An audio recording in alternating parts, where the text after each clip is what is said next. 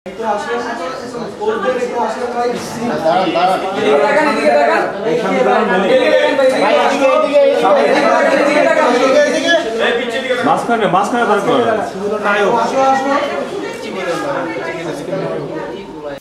রাব্বি সুমন ওরফে সুমন হত্যাকাণ্ড ঘটে।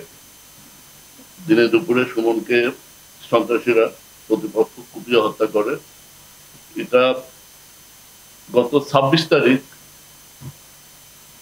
দুপুরের পরে বিকেলে ফজলে রাব্বি সুমনকে মুন্না এবং তার সহযোগী রহিম ওরফে সানি দিনে দুপুরে প্রকাশ্যে কুপিয়ে হত্যা করে। আমরা এই অপরাধী 1 নম্বর আসামি মুন্নাকে আমরা গ্রেফতার করি। মুন্নার জিজ্ঞাসাবাদে মুন্নার দেওয়া তথ্য মতে আমরা যেটা জানতে পেরেছি,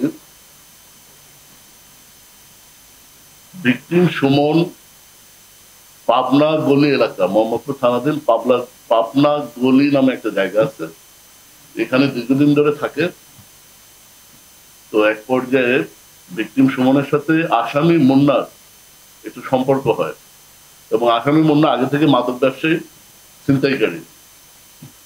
তো এই সম্পর্কের প্রেক্ষিতে ভিকটিম সুমনও মাদক ব্যবসায় জড়িয়ে যায়। এই আসামি মুন্নার বিরুদ্ধে একাধিক মাদক মামলা, দ্রুত বিচার আইনে মামলা, ছিনতাইয়ের মামলা রয়েছে। এই বছর ফেব্রুয়ারিতে আসামি মুন্না দ্রুত বিচার আইনে পুলিশ কর্তৃক গ্রেপ্তার হয় এবং তার বিরুদ্ধে দ্রুত বিচার আইনে মামলা হয়। সে গত 1 মাস আগে এই মামলা থেকে ছাড়া পায়। সে ছাড়া পেয়ে এলাকায় এসে সে বিভিন্নভাবে জানতে পারে এই ভিকটিম মৃত সুমন তাকে ধরিয়ে দিয়েছে এবং এটা জানার পর সে তার দলবল নিয়ে সুমনকে হত্যার পরিকল্পনা করে।